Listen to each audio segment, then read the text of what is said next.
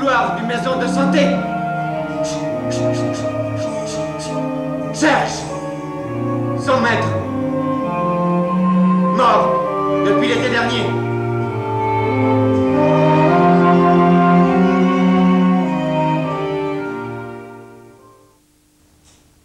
Homme, tu as regardé la plus triste, la plus morne de toutes les fleurs de la terre. Et comme aux autres fleurs, tu lui as donné un nom. Tu l'as appelé Pensée.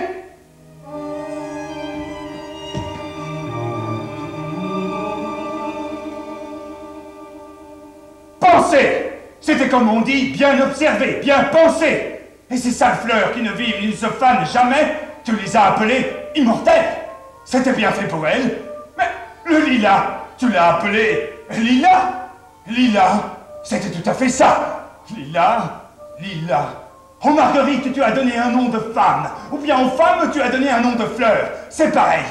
L'essentiel, c'était que ce soit joli, que ça fasse plaisir. Enfin, tu as donné des noms simples à toutes les fleurs simples.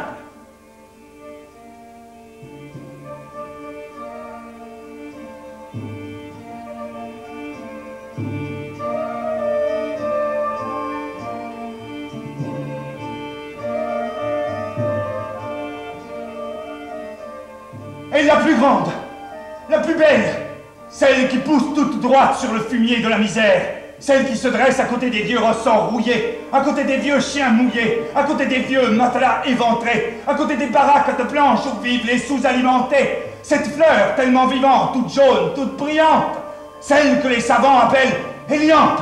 Toi, tu l'as appelée Soleil. Soleil.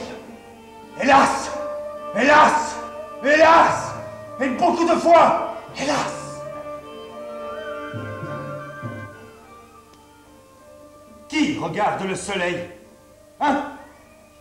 Qui regarde le soleil? Personne ne regarde plus le soleil.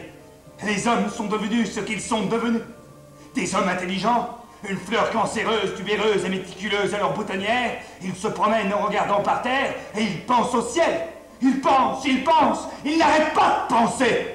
Ils ne peuvent plus aimer les véritables fleurs vivantes. Ils aiment les fleurs fanées, les fleurs séchées, les immortelles et les pensées.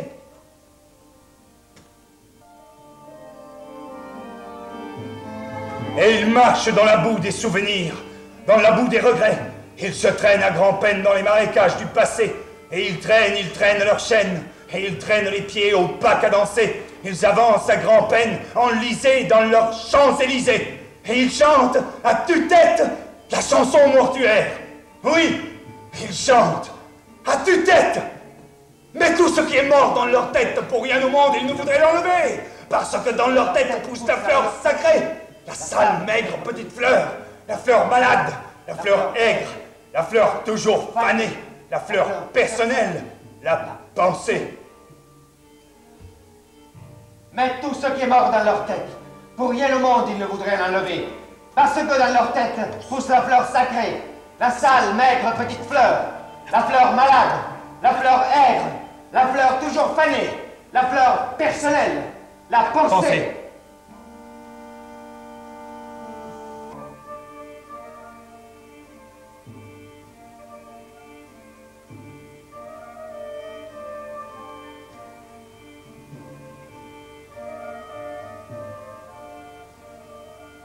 Tu es insensible mais neutre. L'eau t'attire comme la pierre, l'obscurité comme la lumière, le chaud comme le froid.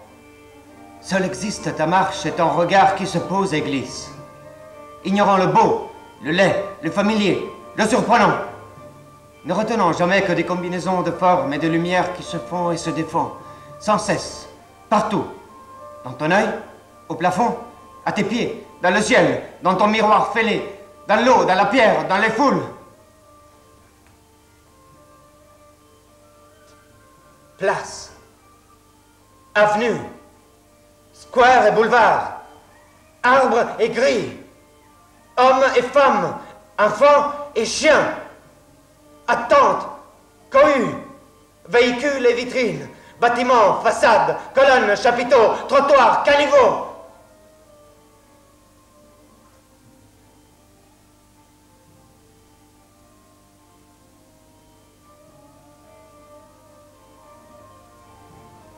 Pavé de grès luisant sous la pluie fine.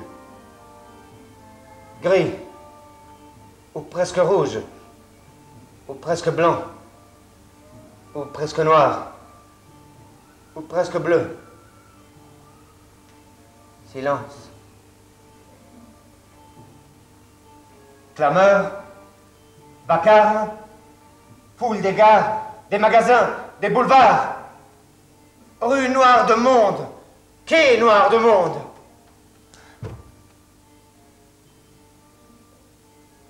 Rue déserte des dimanches d'août. Matin, soir, nuit, aube et crépuscule. Maintenant, tu es le maître anonyme du monde. Celui sur qui l'histoire n'a plus de prise. Celui qui ne sent plus la pluie tomber, qui ne voit plus la nuit venir. Tu ne connais que ta propre évidence, celle de ta vie qui continue, de ta respiration, de ton pas, de ton vieillissement. Tu vois les gens aller et venir, les foules et les choses se faire et se défaire. Tu vois à la vitrine minuscule d'un mercier une tringle à rideau sur laquelle tes yeux soudain se fixent.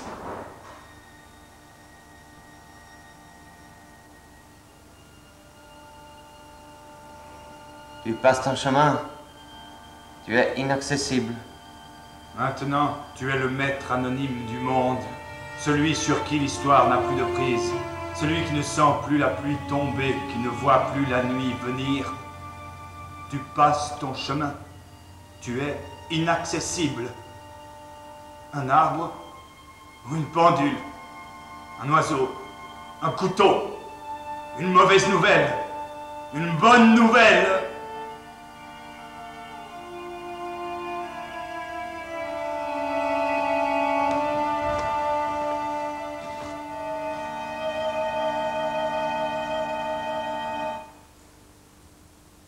Ton visage d'enfant, comme une crème terrible, comme une crème terrible, tout à coup c'est figé. Ton sourire, comme une roue dentée, s'est mise à tourner. Ton sourire, perdu, comme une roue crispé, dentée, s'est mise à escamoté. tourner, perdu, crispé, escamoté. Et l'eau merveilleuse de tes L'eau yeux verts et merveilleuse gris, de tes yeux tarie. verts et gris, c'est tari. C'est tari.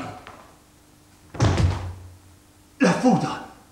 La petite foudre noire de la haine, de la détresse et du savoir, à lui, pour moi, signal de toute la terre, visage en tous sens retourné, message du désespoir, de la lucidité, Et puis, soudain, plus rien. Rien d'autre que ton visage, ingénu, enfantin, seul. tout seul, comme un volcan éteint.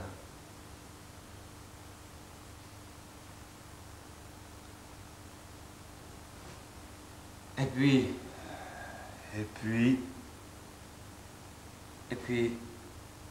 la fatigue, La fatigue, la gentillesse, la gentillesse, l'indifférence, l'indifférence et l'espoir de dormir, et l'espoir de dormir, et même et même le courage de sourire. le courage de sourire.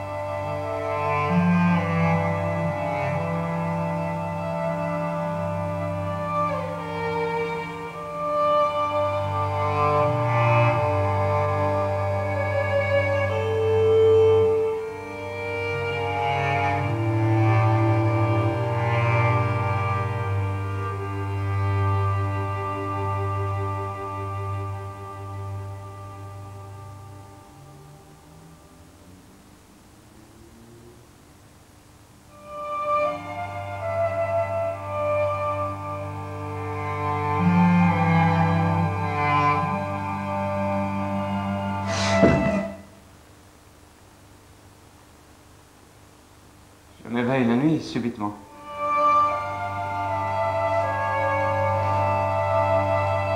Et ma montre occupe la nuit tout entière.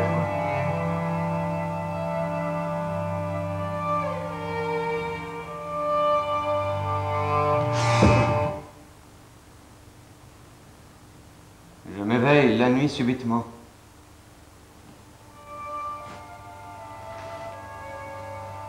Je ne sens pas la nature au dehors.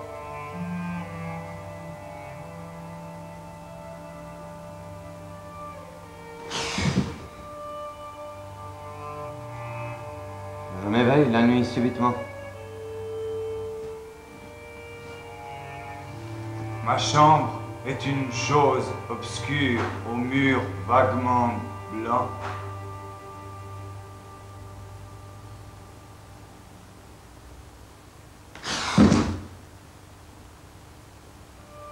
Je m'éveille la nuit subitement.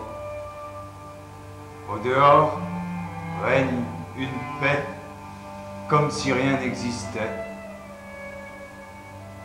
Seule, la montre poursuit sans petit bruit. Et cette petite chose à engrenage qui se trouve sur ma table étouffe toute l'existence de la terre et du ciel.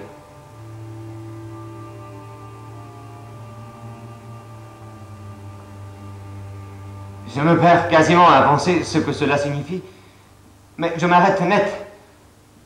Et dans la nuit, je me sens sourire du coin de lèvres, parce que la seule chose que ma montre symbolise ou signifie, en emplissant de sa petitesse la nuit énorme, est la curieuse sensation d'emplir la nuit énorme avec sa petitesse.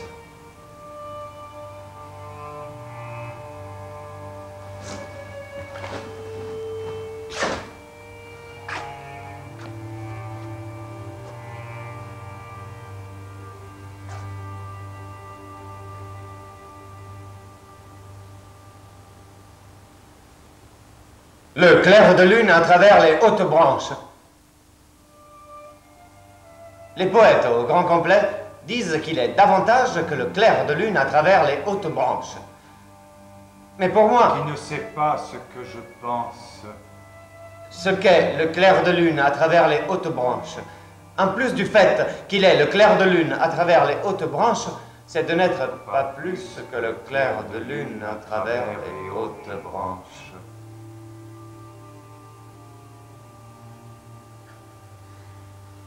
Si je pouvais croquer la terre entière et lui trouver un goût, j'en serais plus heureux un instant.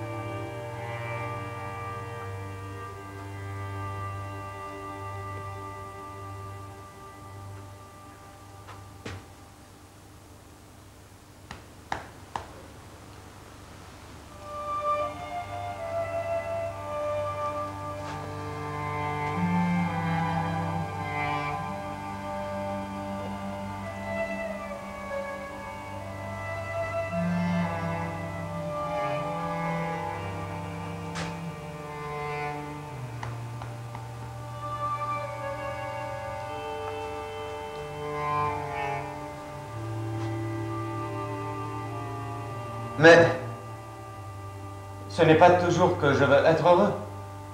Il faut être malheureux de temps à autre afin de pouvoir être naturel. D'ailleurs, il ne fait pas tous les jours soleil. Et la pluie, si elle vient à manquer très fort, on l'appelle. C'est pourquoi je prends le malheur avec le bonheur.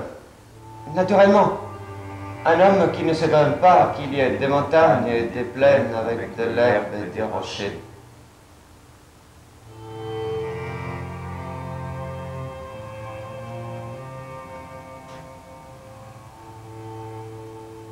Ce qu'il faut, c'est qu'on soit naturel et calme, dans le bonheur comme dans le malheur.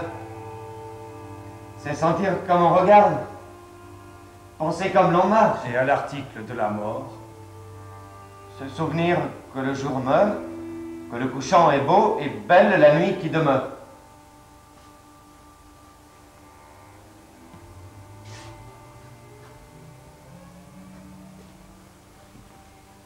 Puisqu'il en est ainsi, ainsi soit-il.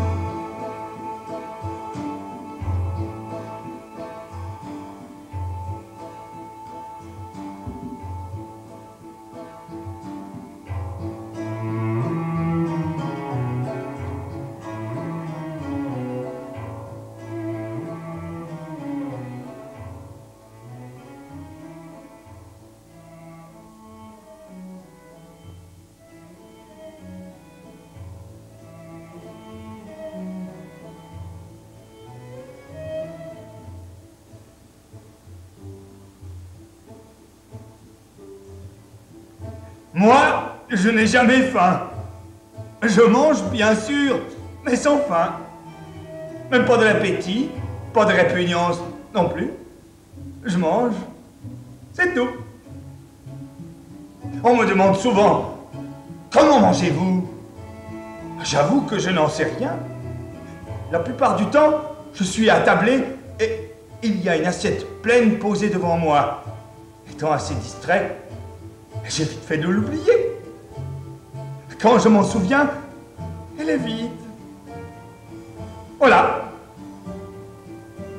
Est-ce à dire que je mange sous hypnose, dans un état second en quelque sorte? Absolument pas. J'ai dit que je procédais ainsi la plupart du temps, mais pas tout le temps. Parfois, je n'oublie jamais l'assiette pleine posée devant moi. Eh bien, cela ne m'empêche pas de la vider quand même.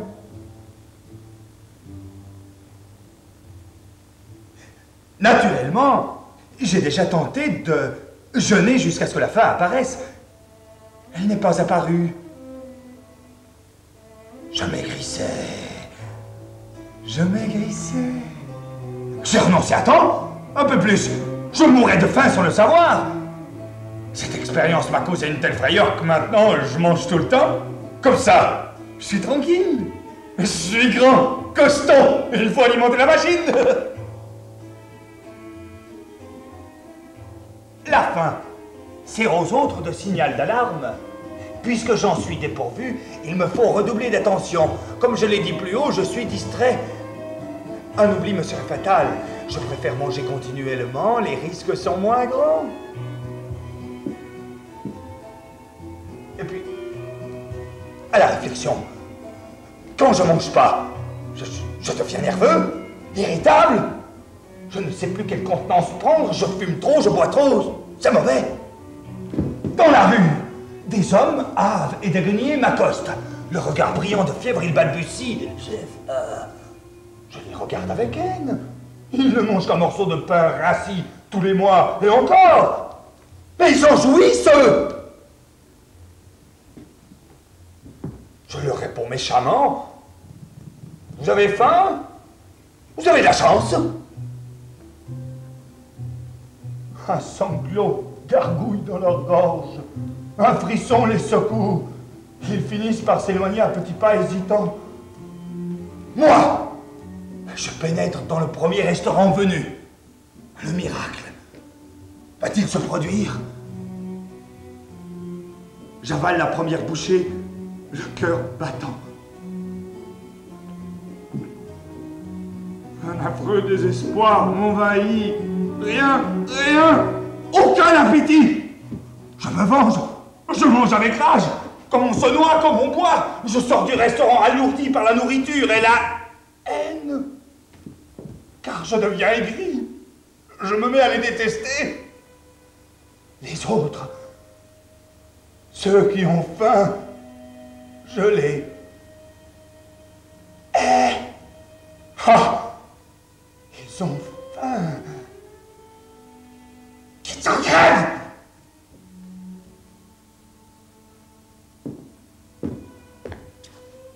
Ce n'est pas moi qui les plaindrai.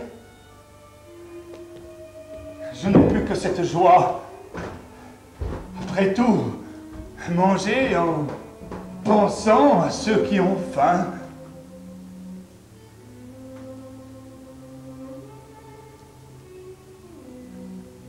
Il est terrible, le petit bruit de l'œuf dur cassé sur un comptoir d'étain.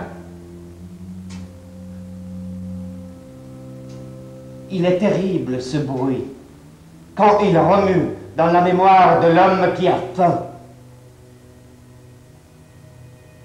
Elle est terrible aussi, la tête de l'homme. La tête de l'homme qui a faim. Quand il se regarde à 6 heures du matin dans la glace du grand magasin. Une tête couleur de poussière. Ce n'est pas sa tête pourtant qu'il regarde à la vitrine de chez Potin.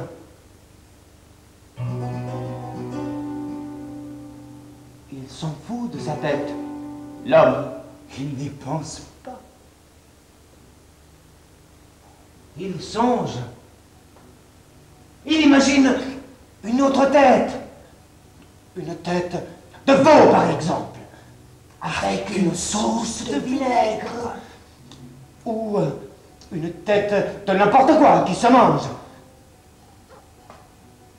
Et il remue doucement la mâchoire. Doucement. Et il grince des dents. Doucement.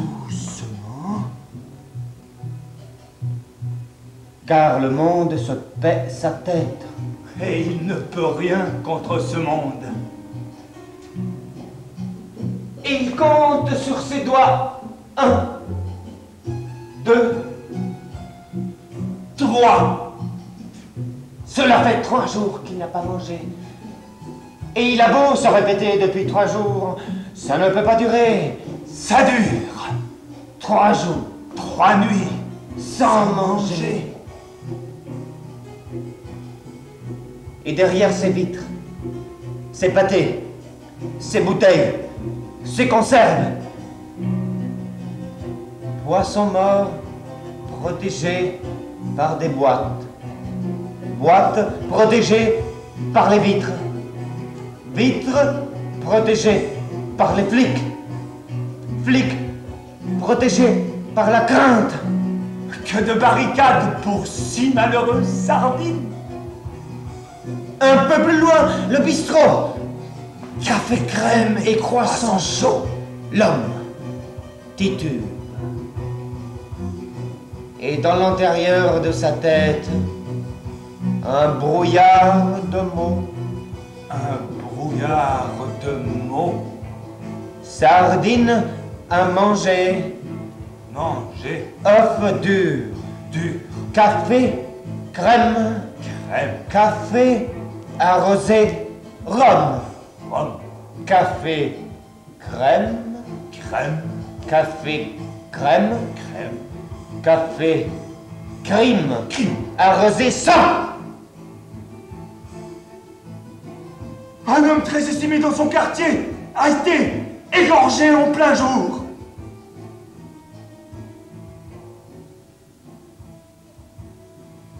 Il est terrible.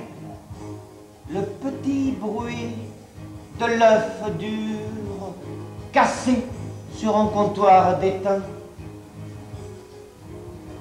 Il est terrible, ce bruit, quand il remue dans la mémoire de l'homme qui a faim. Elle est terrible aussi, la tête de l'homme qui a faim, quand il se regarde à 6 heures du matin dans la glace du grand magasin. Je suis allé au marché aux oiseaux et j'ai acheté des oiseaux pour toi, mon amour. Je suis allé au marché aux oiseaux et j'ai acheté des oiseaux pour toi, mon amour. Je suis allé au marché aux fleurs et j'ai acheté des fleurs pour toi, mon amour. Je suis allé au marché aux fleurs et j'ai acheté des fleurs pour toi, mon amour. Je suis allé au marché à la ferraille et j'ai acheté des chaînes, de lourdes chaînes pour toi, mon amour. Je suis allé au marché à la ferraille et j'ai acheté des chaînes, de lourdes chaînes pour toi, mon amour. Et puis, je suis allé au marché aux esclaves et je t'ai cherché, mais je ne t'ai pas trouvé, mon amour. Et puis, je suis allé au marché aux esclaves et je t'ai cherché, mais je t'ai pas trouvé, mon amour. Je suis allé au marché aux oiseaux et j'ai acheté des oiseaux pour toi, mon amour. Je suis allé au marché aux oiseaux et j'ai acheté des oiseaux pour toi, mon amour. Je suis allé au marché aux fleurs et j'ai acheté des fleurs pour toi, mon amour. Je suis allé au marché aux fleurs et j'ai acheté des fleurs pour toi, mon amour. Je suis allé au marché à la ferraille et j'ai acheté des chaînes, de lourdes chaînes pour toi, mon amour. Je suis allé au marché à la ferraille et j'ai acheté des chaînes, de lourdes chaînes pour toi, mon amour. Et puis, je suis allé au marché d'esclaves et je t'ai cherché, mais je ne t'ai pas trouvé, mon amour. Je suis allé au marché aux esclaves et je t'ai cherché, mais je t'ai pas trouvé, mon amour. Pour toi, Mon amour, à la ferraille, et des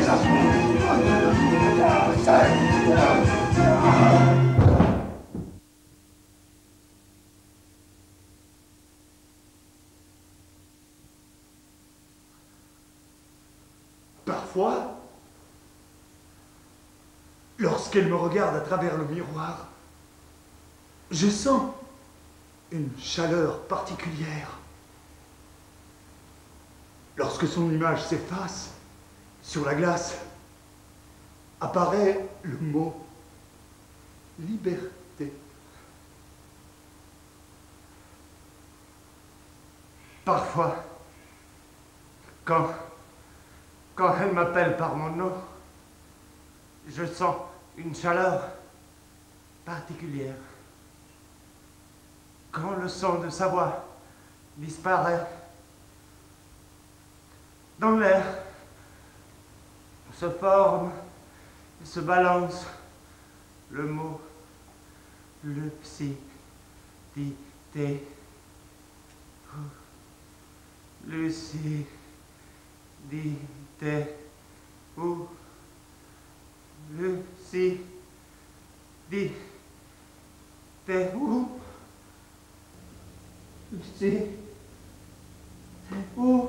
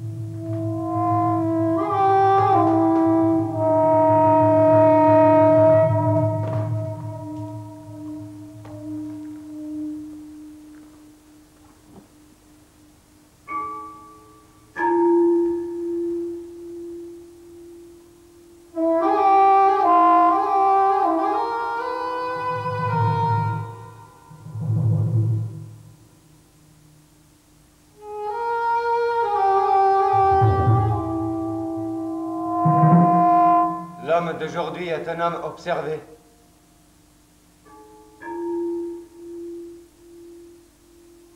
L'homme cherche toujours plus désespérément à échapper à la situation d'être observé.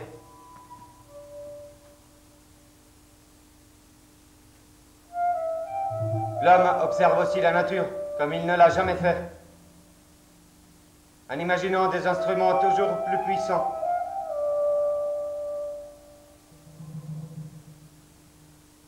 Caméra, télescope, stéréoscope, microscope électronique, synchrotron, satellite, sonde spatiale, ordinateur. Tirant toujours de nouvelles observations de la nature.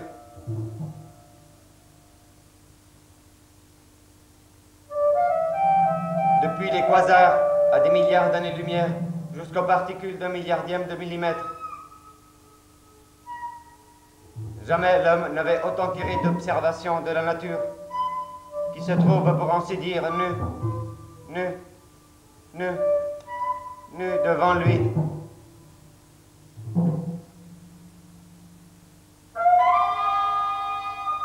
L'humanité est toujours ivre de cette fausse espérance de quelqu'un qui l'observe. C'est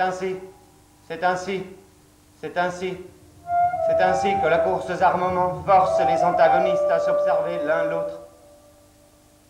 Sans course aux armements,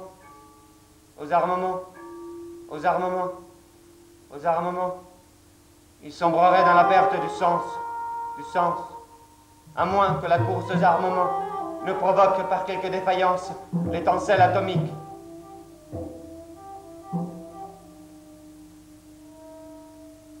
Ce qu'elle aurait pu faire depuis longtemps, cette étincelle ne représenterait pas plus que l'absurde manifestation du fait que la Terre a été un jour habitée. Un incendie que personne n'observerait, sauf peut-être quelque humanité ou quelque chose de semblable du côté de Sirius, ou ailleurs.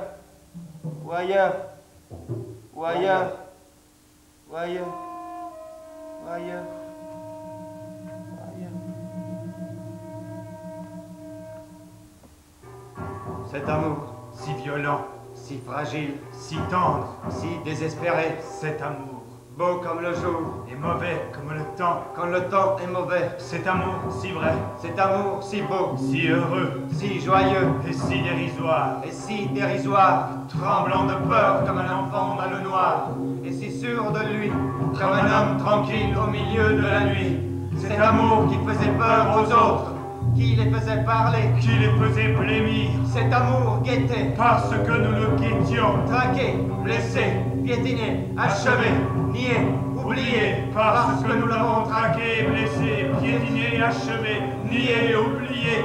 Cet amour tout entier, Si vivant encore, et tout ensoleillé, c'est le tien, c'est le mien, c'est le mien, c'est le tien, celui qui a été cette chose toujours nouvelle, et qui n'a pas changé, aussi vraie qu'une plante, aussi tremblante qu'un oiseau, aussi chaude, aussi vivante que l'été. Nous pouvons tous les deux aller et revenir. Nous pouvons oublier et puis nous endormir, nous réveiller, souffrir, vieillir, nous endormir encore, rêver à la mort, nous éveiller, sourire et rire et rajeunir. Notre amour reste là, reste là, reste là.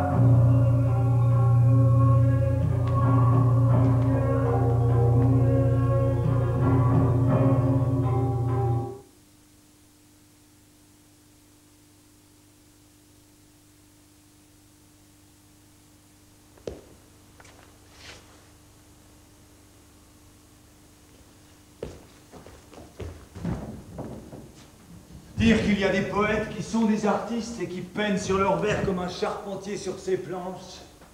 Comme il est triste de ne savoir en fleurir, d'avoir à mettre vers sur vers, comme qui construit un mur, puis voir s'il va et le supprimer s'il ne va pas. Alors que l'unique maison artistique est la terre entière, qui change et qui va toujours et qui est toujours la même. Je pense à cela, non comme on pense, mais comme on respire. Et je regarde les fleurs, et je souris. Il faut ignorer ce que sont les fleurs, les pierres et les fleuves pour parler de leurs sentiments. Parler de l'âme des pierres, des fleurs et des fleuves, c'est parler de soi-même et de ses fausses pensées. Grâce à Dieu, les pierres ne sont que des pierres, et les fleuves ne sont que des fleuves, et les fleurs, tout bonnement des fleurs. Je sais que je comprends la nature du dehors, et je ne la comprends pas du dedans. Parce que la nature n'a pas de dedans, sans quoi elle ne serait pas la nature. Pour moi, grâce au fait que j'ai des yeux uniquement pour voir, je vois une absence de signification en toute chose. Je vois cela et je m'aime. Car être une chose, c'est ne rien signifier. Être une chose, c'est ne pas être susceptible d'interprétation. J'ignore ce qu'est la nature, je la chante. Je vis à la crête d'une colline, dans une maison blanchie à la chaux et solitaire. Et voilà ma définition. Je suis un gardeur de troupeau. Le troupeau, ce sont mes pensées.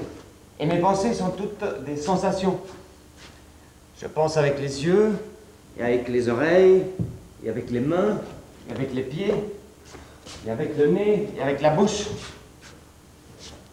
Penser une fleur, c'est la voir et la respirer. Et manger un fruit, c'est en savoir le sens. Je sais la vérité et je suis heureux. La couleur des fleurs n'est pas la même au soleil que lorsqu'un nuage passe ou que la nuit descend, et que les fleurs sont couleur d'ombre. Mais qui regarde bien voit bien que ce sont les mêmes fleurs. Aussi, lorsque j'ai l'air de ne pas être d'accord avec moi-même, que l'on m'observe bien. Si j'étais tourné vers la droite, je me suis tourné maintenant vers la gauche, mais je suis toujours moi, debout sur les mêmes pieds. Debout sur les mêmes pieds, le même toujours grâce au ciel et à la terre. À mes yeux, à mes oreilles, attentifs, et à ma claire simplicité d'âme.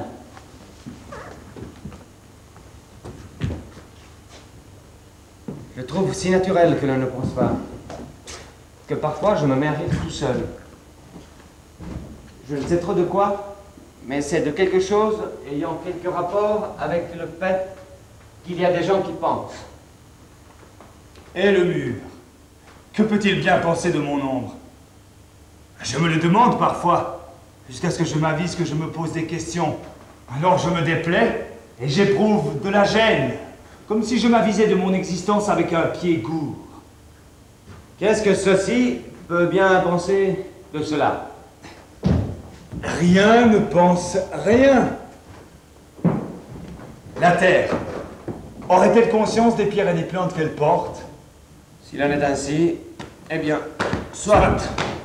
Que m'importe à moi. Si je pensais à ces choses, je cesserais de voir les arbres et les plantes, et je cesserais de voir la terre pour ne voir que mes propres pensées. Je m'attristerais et je resterais dans le noir. Mais ainsi, Sans penser, je possède et la terre et le ciel.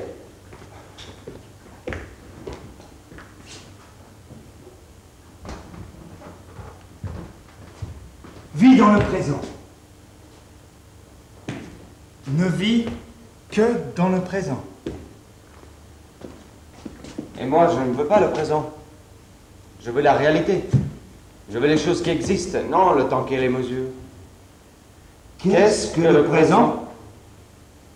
C'est une chose relative au passé et à l'avenir. C'est une chose qui existe en fonction de l'existence d'autres choses. Moi, je veux la seule réalité. Les choses sont présentes. Je ne peux pas inclure le temps dans mon schéma. Je ne peux pas penser les choses en tant que présentes, je veux les penser en tant que choses. Je ne peux pas les séparer d'elles-mêmes en les traitant de présentes. Tu ne devrais même pas les traiter de présentes.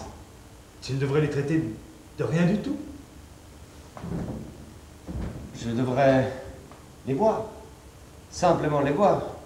Les voir jusqu'au point de ne pouvoir penser à elles. Les voir hors du temps. Hors de l'espace. Les voir avec la faculté de tout départir, fort le visible. Telle est la science de voir. Qui n'en est pas une. Il n'est rien de caché qui ne doive être découvert. Rien de secret qui ne doive être connu.